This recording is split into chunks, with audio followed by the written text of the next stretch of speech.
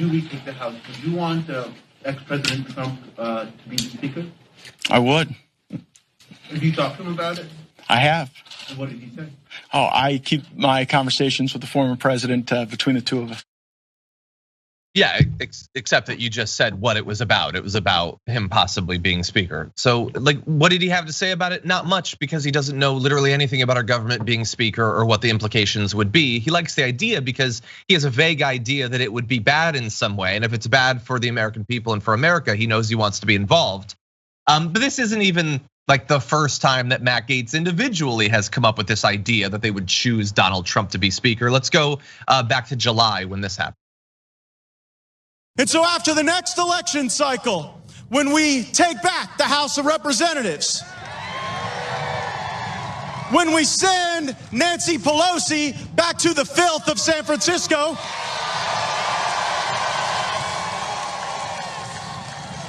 my commitment to you is that my vote for Speaker of the US House of Representatives will go to Donald J.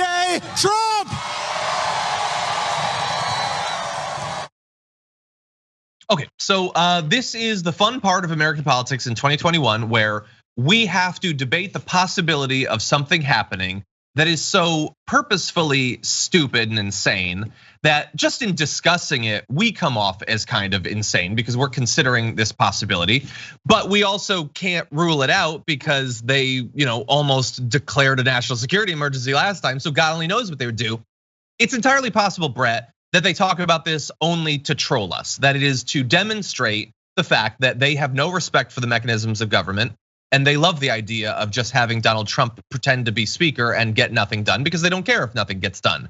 That said, that doesn't mean that they wouldn't do it because they do a lot of insane BS. So we're gonna talk about why Trump might want to do this stupid, insane thing.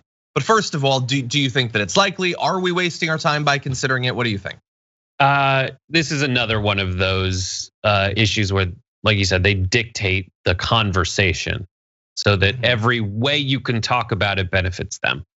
Yes, that's true. That said, so what are we supposed to do? And this was something I thought about afterwards because I took a stand on maybe I wanted to this is similar to the conversation we had last week where I said we should change the conversation as opposed to have it.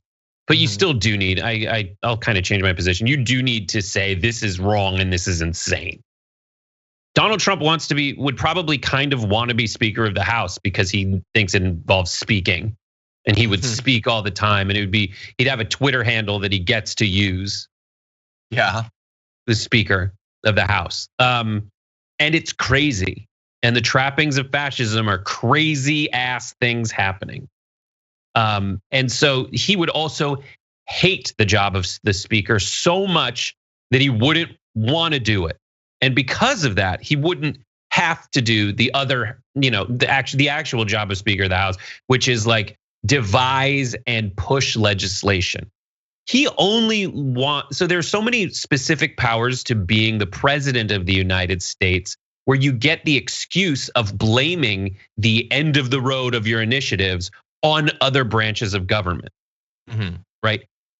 Trump is in charge of pushing things forward if he's the Speaker of the House. He is in charge of making legislation happen and get written and get cobbled together. He would push that onto someone else. Now they would pull a Republicans and Reagan situation during his presidency where he's just a mouthpiece probably. They could find a way likely to fix it. But I think the nature of the job of the Speaker of the House is such that he would have more trouble kind of saying, I can't believe these other people are doing all this terrible stuff than he did as president to stop his agenda, which really jokes on all of the Republicans. His agenda is only tax cuts for himself and just a lot of bloviation that makes you mad. Yeah. So and he could do that. I mean, they could not pass, nor would they be likely to pass any legislation under Joe Biden, even if. And one of the reasons we're discussing this is because it seems almost certain that they will regain the House. They vote in lockstep with each other. So I know Kevin McCarthy is going to try to be Speaker, but if he tries to go up against Trump, what do we think most of the votes are going to go for? I mean, it seems pretty obvious there. Now maybe there would be, with enough Democrats and some sane Republicans, they could stop it from happening. That's a fun thing to gamble the future of our country on. But in addition to all of what you just said about the bloviating and stopping anything from happening, there's also the influence that it would have on the 2024 election. So let's walk through a few things that might happen. So he could influence the election were he to run. So for the past 50 years, lawmakers from both parties have centralized legislative power within the speaker's office, which means he could decide which bills, if any, go forward, including to keep the government open or raise the debt ceiling. So he could cause an incredible amount of chaos during a presidential election that would certainly influence the election, whether it would help him or not. He would at least have that position as well. When the members of the Electoral College vote for a president and vice president, they cast their ballots in their respective state legislatures in December. If no candidate receives a majority of electoral votes, it falls to the House and Senate to elect the president and vice president respectively. So if they create a little bit of chaos, then what could happen is Speaker Trump, claiming once again that the election was stolen from him, could simply refuse to convene the session. There's no other mechanism in the Constitution to count Electoral College votes, and without a count, the rest of the process breaks down. What would happen is, if they didn't count it, under the Constitution, this is literally written there, the current terms of Joe Biden and Kamala Harris would expire at noon on January 20th, 2025. Under the 20th Amendment, control of the executive branch would then pass to the acting president for as long as the House refuses to count the electoral votes or until the next election is held in 2028. Under the Presidential Succession Act of 1947, the acting president in this scenario would be House Speaker Donald Trump. Every step of this is insane, and there are certainly things that could stop it from happening.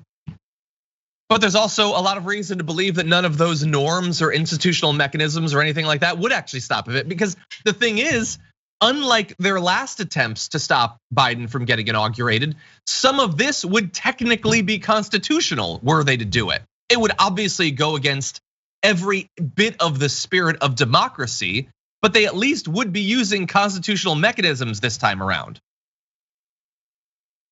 I think, yes, that's one of the many reasons that it would be appealing to them to have Donald Trump as the Speaker of the House. And it's probably one of the biggest selling points. You get to talk whenever you want, and everyone has to listen to you.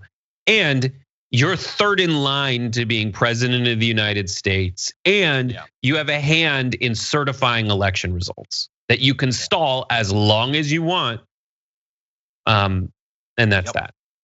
Yeah. What's funny about this is if he's in charge of legislation, the act that they're putting forward to make it so you have to be a member of Congress in order to be, like, the only reason that anyone who can be the Speaker of the House is because it's not explicitly forbidden in the Constitution. So they would have to enshrine in law something that kind of codifies that you have to be a congressperson. And the name of that act is like a really long name that makes it the Members Act. So it's like members ensuring it's a sitting representative act. Yeah. I can't imagine what those acronyms would be if Trump was the Speaker of the House. Yeah, the Very, Very Good Act. The veterans earn respectable yellow violets. I don't know, something like that. Yeah. Okay, the last thing I'll throw out is, and this is a risk anyway in a country where political violence and the threats of political violence are becoming even more common, but it seems safe to assume that were he to become Speaker of the House, the risk of attacks against the president, the vice president, with him third in line, they certainly wouldn't go down. Anyway.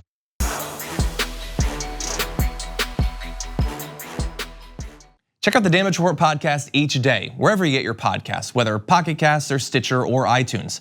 You can join me as I give you the news and stories you want, with a range of co-hosts and interview guests jumping in on the fun each day. Again, that's the Damage Report, wherever you get your podcasts. And if you get them at iTunes, don't forget to rate and review. Sometimes I'll read them live on the show.